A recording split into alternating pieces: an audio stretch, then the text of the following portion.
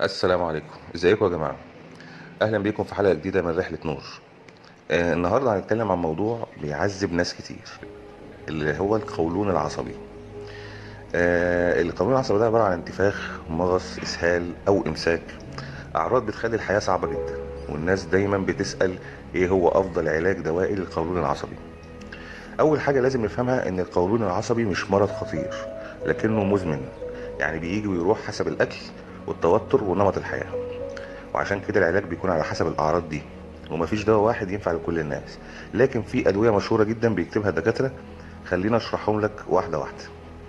اول علاج وافضل علاج للقولون العصبي، وده بالنسبه لي هو افضل علاج فعلا، لانه بعد ما بتاخد العلاج ده بعديها بنص ساعه خلاص الاعراض كلها بتروح، ومفيش تقريبا دواء بينافسه، اللي هو الدوسباتالين. دوسباتالين ده من اشهر الادويه اللي بتستخدم علاج القولون العصبي. بيعمل ايه؟ هو بيشتغل على تهدئة عضلات الامعاء وبيقلل التقلصات والمغص.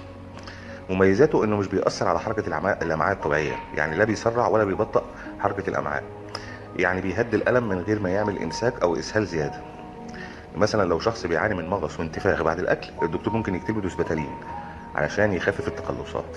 ده رقم واحد في ادوية القولون العصبي، يعني عن تجربة شخصية هو افضل علاج للقولون العصبي. رقم اتنين الكوليفرين دي. طبعا حضراتكم سمعتوا عن الكوليفرين دي كتير، الناس اكتر الناس عارفاه يعني. الكوليفرين دي ده تركيبه فيها ماده مهدئه للتقلصات وماده بتقلل القلق، لان القولون العصبي مرتبط جدا بالحاله النفسيه.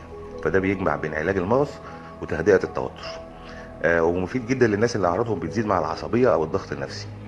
يعني لو واحد عنده كل ما يتوتر يدخل الحمام يحس بمغص، الكوليفرين دي ممكن يساعده يوازن بين الجسم والنفسيه. رقم ثلاثة الليبروكس. ليبروكس ده دواء مركب فيه ماده مهدئه برضو للتقلصات وماده مهدئه للاعصاب. ده بيستخدم في الحالات اللي فيها قلق شديد مع القولون العصبي، لكنه لازم ناخد بالنا انه ممكن يسبب شويه نعاس او اعتماد لو اتاخد لفتره طويله. عشان كده لازم تحت اشراف دكتور. يعني مثلا واحد عنده قولون عصبي وقلق مستمر، الدكتور ممكن يكتب له ليبروكس لفتره محدوده. الدواء الرابع اللي هو الدوجماتيل.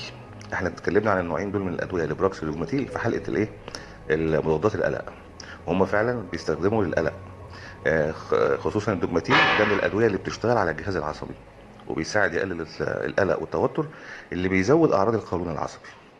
وهو مفيد جدا للناس اللي القولون عندهم مرتبط بالحاله النفسيه بشكل كبير، لكن لازم يكون بجرعات صغيره، اللي هي اقل جرعه 50 مللي جرام، وتكون تحت متابعه لانه دواء نفسي اصلا في الاساس. لو مثلا زي مثلا شخص بيجي له مغص وانتفاخ كل ما يتوتر، الدوجماتيل ممكن يساعده يهدى ويقلل الاعراض دي خالص. وفي الاخر مفيش دواء واحد اسمه افضل علاج، لكن في مجموعه ادويه الدكتور بيختار منها حسب الاعراض. يعني الدوسبتالين مثلا ممتاز للتقلصات، كوليفرين دي والبراكس مفيدين لو في قلق مع القولون. الدوجماتيل بيشتغل اكتر على الناحيه النفسيه. والادويه دي كلها لازم تكون بعلم دكتور، لان كل واحد جسمه بيستجيب بشكل مختلف. وفي النهايه بنقول ان العلاج مش بس دواء. اكل صحي، تقليل توتر، والنوم المنتظم جزء اساسي من السيطره على القولون. يعني لو عايز نتيجة حقيقية لازم تجمع بين الدواء واسلوب حياة متوازن. وقولوا لنا بقى في التعليقات ايه اكتر عرض للقولون بيعذبكم، او بتحسوا ان انتوا يعني ضاقت عليكم الدنيا. وان شاء الله نكمل مع بعض الرحلة في فيديو قادم بإذن الله، واشوفكم على خير.